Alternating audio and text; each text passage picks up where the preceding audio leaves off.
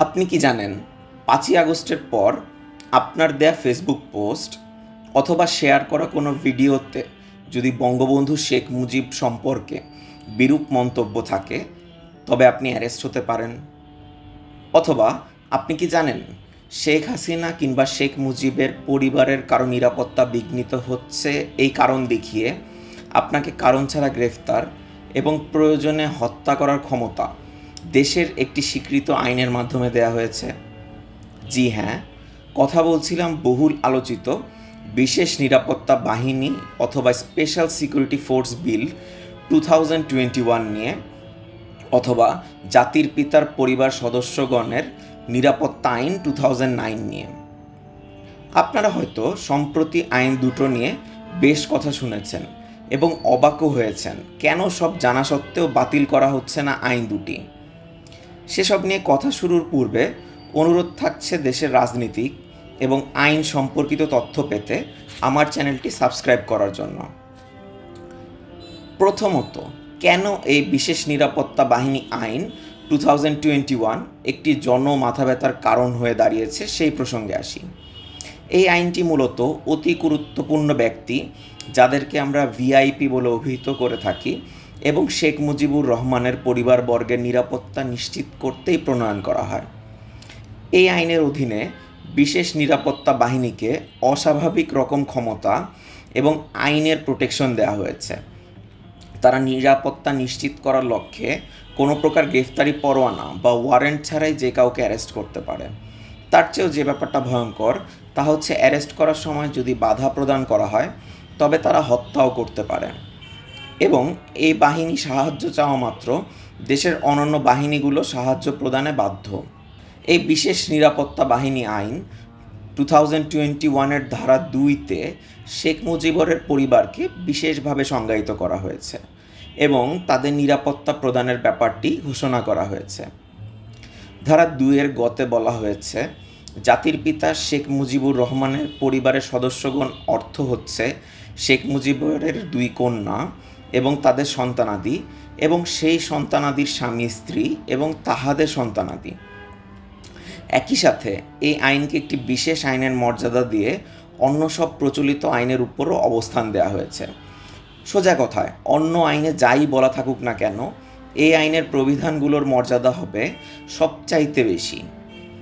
আইনটির ধারা 4-এ বলা হয়েছে, নিরাপত্তা প্রদানের ক্ষেত্রে দেশের সরকার শেখ মুজিবের পরিবারের সদস্যগণকে প্রাধান্য দিবে এবং নিরাপত্তা নিশ্চিত করতে দেশের সরকার শেখ মুজিবরের পরিবারবর্গের নিরাপদ ও সুরক্ষিত আবাসনের ব্যবস্থা গ্রহণ করবে। অর্থাৎ তখন দেশে যেই সরকারেরই শাসন থাকুক না কেন, তারা শেখ মুজিবরের পরিবারের নিরাপত্তা নিশ্চিত করতে বাধ্য এই আইনের অধীনে।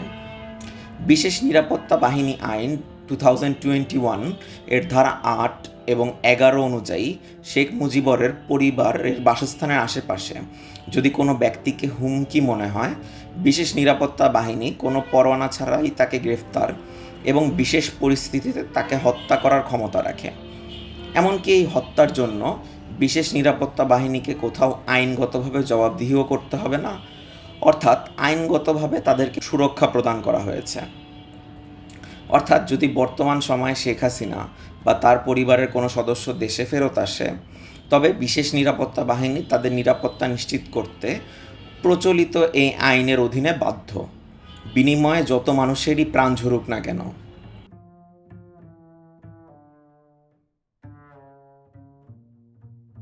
তাহলে কেন বাতিল করা হচ্ছে না এই আইন?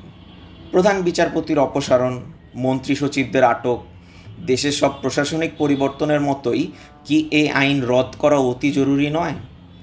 বাংলাদেশের সংবিধানে রাষ্ট্রপতিকে দেশের সর্বোচ্চ ক্ষমতাধর ব্যক্তি বলা হলেও রাষ্ট্রপতিকে কিছু নির্দিষ্ট ক্ষমতাই দেয়া হয়েছে।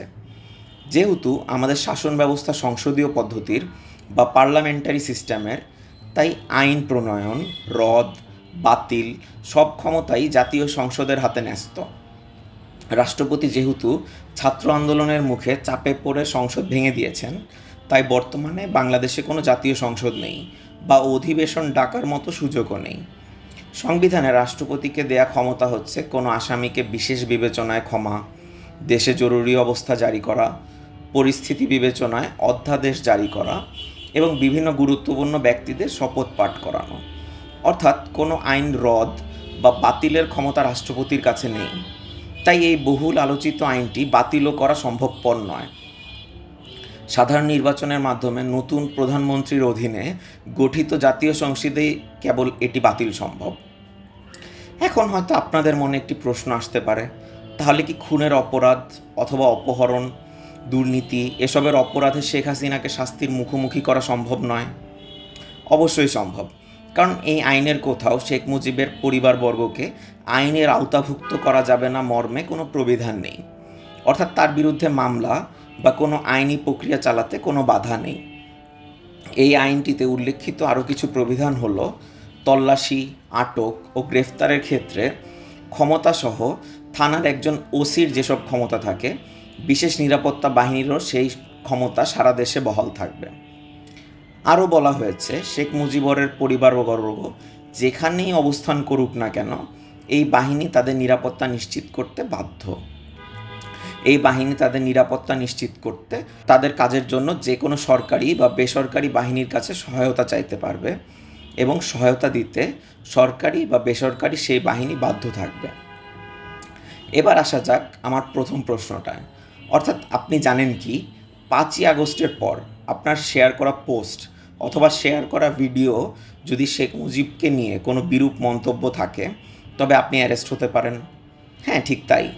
দেশের আরও একটি সমালোচিত আইন ডিজিটাল নিরাপত্তা আইন 2018, যা বর্তমানে সাইবার নিরাপত্তা আইন 2023 নামে প্রণয়ন করা হয়েছে, সেই আইনের 21তম ধারায় বলা হয়েছে জাতির পিতা বঙ্গবন্ধু শেখ মুজিবুর রহমান জাতীয় পতাকা এবং জাতীয় সঙ্গীত সম্পর্কে যদি বিদ্বেষ, বিভ্রান্তি ও কুৎসামূলক প্রচারণা চালানো বা উহাতে মদত প্রদান করেন তবে তা একটি অপরাধ বিবেচিত হবে এবং এই অপরাধের শাস্তি হচ্ছে 5 বছরের কারাদণ্ড বা 1 কোটি টাকা অর্থদণ্ড।